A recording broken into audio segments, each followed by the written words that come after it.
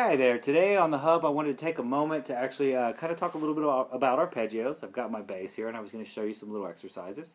Arpeggios, if you're not familiar with the term, are basically taking the notes from a typical chord, maybe a major or minor chord, and playing them in sequence in a very specific rhythm, which the rhythm can be very flexibly applied. And it's using those notes to really construct some nice bass lines.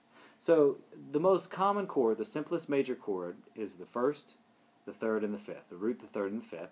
And the shape is something like this. Let's go off of an A here. You've got the A, the C sharp, and the E. And those are the three notes in the A major chord.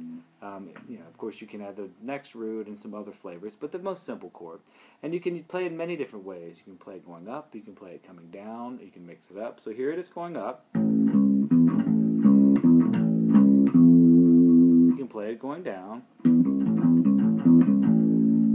Or you can mix it.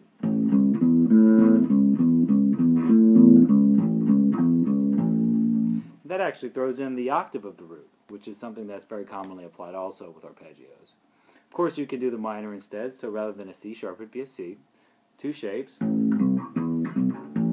Or if you have smaller hands or prefer the blues sound, here on the minor. And in either the major or the minor, you can throw in the seventh, so very bluesy to throw in the seventh. So let's show you a little bit of a kind of blues flavor on this this A minor. And that's really kind of soloing, but really you can kind of go through all the notes like that and really arpeggiate. You can speed it up, slow it down, really do whatever it takes.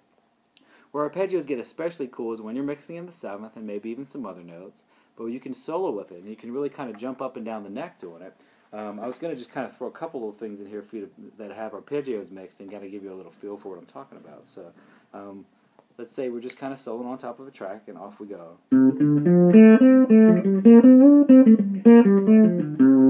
You hear I'm kind of going up and down the neck.